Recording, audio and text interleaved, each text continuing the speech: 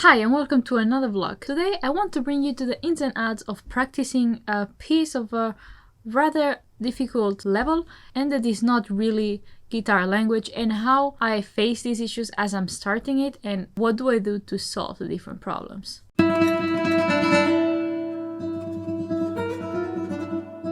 Today is going to be a practicing vlog, but before we get started I need to get some coffee.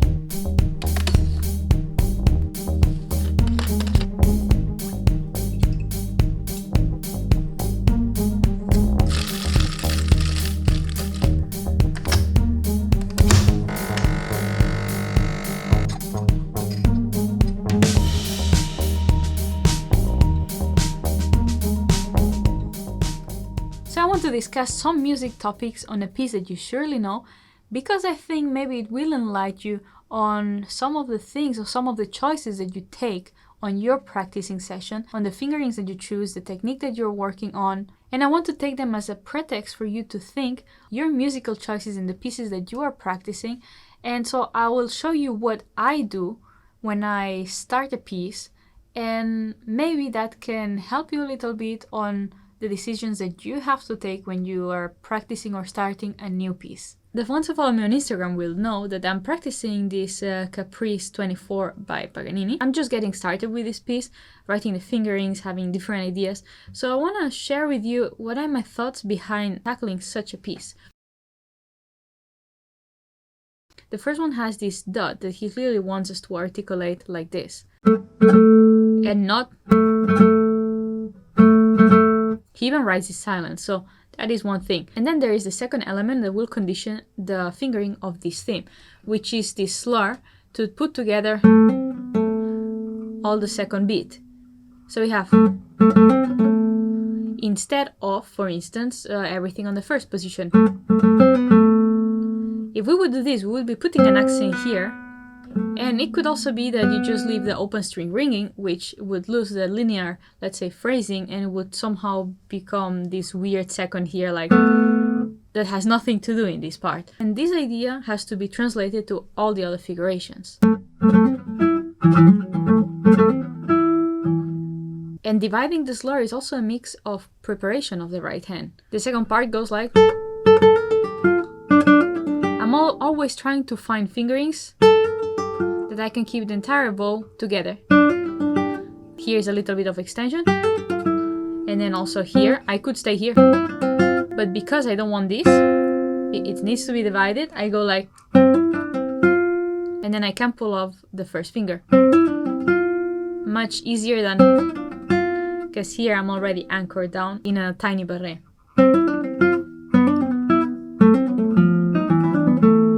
And that is pretty much the first theme. If you take into consideration the indications that Paganini gave, I think it's pretty straightforward. It has something also very interesting, this variation, that might keep you thinking about the music that you're playing and how aware you should be of the accentuation and the direction of the music. The second variation goes like this.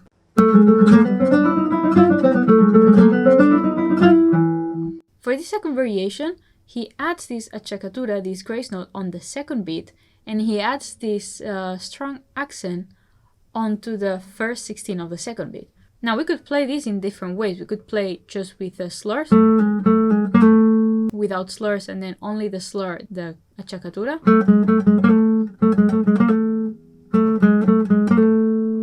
But slurs or not slurs, on one string it sounds dull, also because in the violin is made in two strings. So I would much rather try to find a way to get closer to what Paganini intended. And it is doable. It's actually really cool to play this in two strings.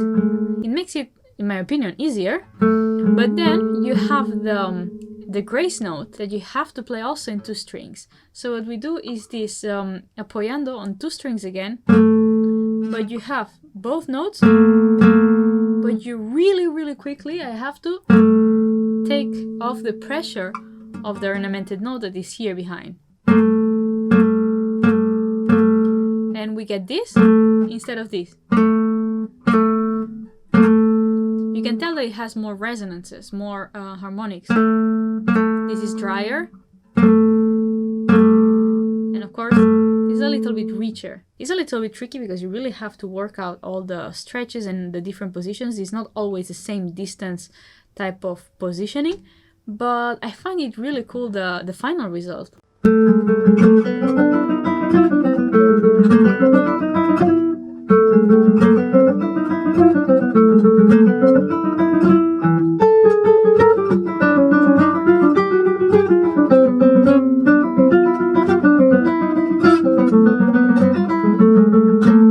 Of course, the only problem here is that the right hand needs to be so measured, because you have always these two strings, and if you take one note with the wrong fingering, then you are the other way around. And so you really have to think through very, very much the right hand and start and practice it really. Practice it to get it really, really clear.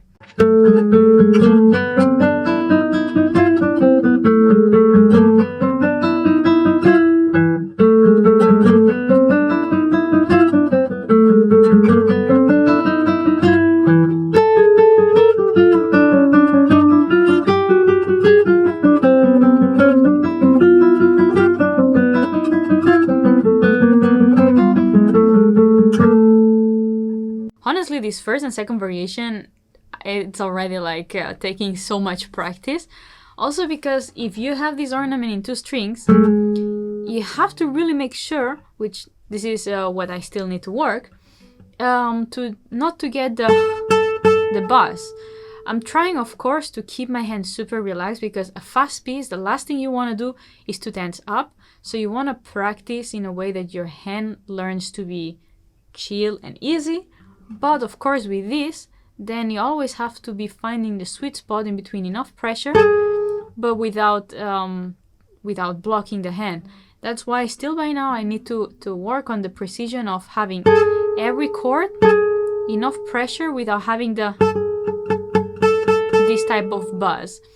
And it's really not easy to get everything spot on clean, you know. But yeah, I find it really cool to practice, to think of new ideas, new things that are not really from the guitar, let's say, language. And at the end of the day, it's not the weirdest stuff, but certainly are techniques that are very specific for a purpose. So with this little excerpt, I just want you to think about the pieces that you are playing and try to tackle them first from a musical perspective, from the musical goal, what you should be reaching with it, and then you can really focus on how you get there. Because if you don't have an idea of how it should sound like, how it should be phrased, then you're going to choose the technique entirely wrong, or the fingerings. And of course, the fingerings are a big part of the outcome of that piece. Now, time for some Q&A. Now, Thomas Walker asks in a comment, I was asking about planting your thumb while playing scale passages. I noticed most of people today plant. I started years ago in the 80s and virtually nobody planted and let their thumb float. Do you insist on this with your students? How do you approach this? How do you rest with a free stroke? Thanks, you're a breath of fresh air to watch. I like your humor. Thank you. So indeed, planting, I think it developed in the last decades for sure. And I think it's because technically the classical guitar has advanced quite a bit. And planting, for those who do not know, is basically staying on the strings before you need to pluck. So it does give a lot of support to the hand. And if used good, it can make you play more relaxed and play faster. The index, middle, and A finger, and you can also plant the thumb, you can plant them all together, single fingers individually. There are so many ways to do it. And as you're asking for the scales, let's focus on that. So for beginners, I always recommend to have the thumb planted on a string. It's best if one starts with shorter scales, if it's a kid or somebody who has never played really scales before, or is really beginner, so to play 1 octave scale and keep the thumb somewhere close. If you can already play longer scales, then just keep the thumb on the bass string, for instance, and play more octave scales, like a couple of octaves or something. One can start with a rest stroke. Many schools do that because the rest stroke, given that you always land on a string, you have more of an orientation where you are. So it is easier to control the angulation of the hand and the movement throughout. But it is not good to practice only rest stroke for a year and nothing else.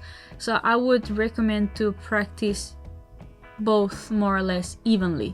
In the beginning, if you want to start with rest stroke, is fine, but soon enough try to add the free stroke or tirando. This is also very much up to the methodology of each teacher. It can be done in different ways for different students, that depends. I have seen students that are very easy with the apoyando, but then they have such a hard time with the tirando, and the other way around. So that really depends on the development in each person, and adjust as you go. Then as an upgrade, I would take away the thumb, but for scales and also arpeggios, because the thumb is this point of contact, and it's very good in the beginning to have it, because you learn to have the hand in a nice even position. And then when you take it away, if you're well trained enough, you should be able to keep the hand position and all the fingers free to play. And if you practice from the very beginning without the contact point, it is possible, it's doable, there is nothing wrong with that. It might just take you more time adjusting, readjusting, and really finding the right position every time until it becomes consistent enough that you don't have to think about it. I hope my answer was more or less clear. But as you can see, there is for me no black and white in those terms. So let's go to the next one. So we got another user called appropriately Vladimir Horowitz. Now apparently he moved to the guitar. He asks, which right hand position should I use when playing tremolo? Keep the same position as normal, play and try to straighten the index finger to reach the first string, or twist the wrist or lower the right hand so the index can play the first string in usual curved position. Interesting. He continues, when trying to speed up the tremolo practice, I have the bad habit to rotate the entire ring finger toward the soundboard in upward direction, kind of elliptical orbit. Which exercise could help me fix that? Okay, let me take the guitar. So I understand by your explanation that when you play fast, the ring finger moves towards soundboard in upward direction, like this. Either way, however you would move or adjust when going fast, this, even if you would go the other direction, yes, it's not ideal to readjust the hand as you play fast. For having a good tremolo, it's very important to have a steady right hand position. That is why I made already several tutorials on the right hand, because it's really essential to have a good positioning. So when you go fast on tremolo, it should not change the hand composition. Maybe a good exercise for you in this case should be to play slow and then a burst of fast notes immediate, like this. Slow, fast, slow, fast, slow. Then I think for you will be really good to practice more on the inner strings, so on the second, third, and so on.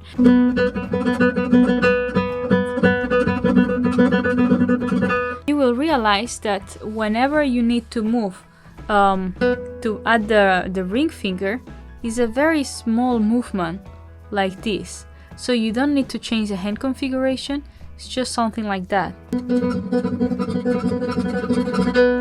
I think the most important here is to learn this little movement, and then once you really have gotten used to it, then worry on dynamics. But in the beginning, just try to play in a comfort dynamic, not too loud, so you don't need to force and have too much movement.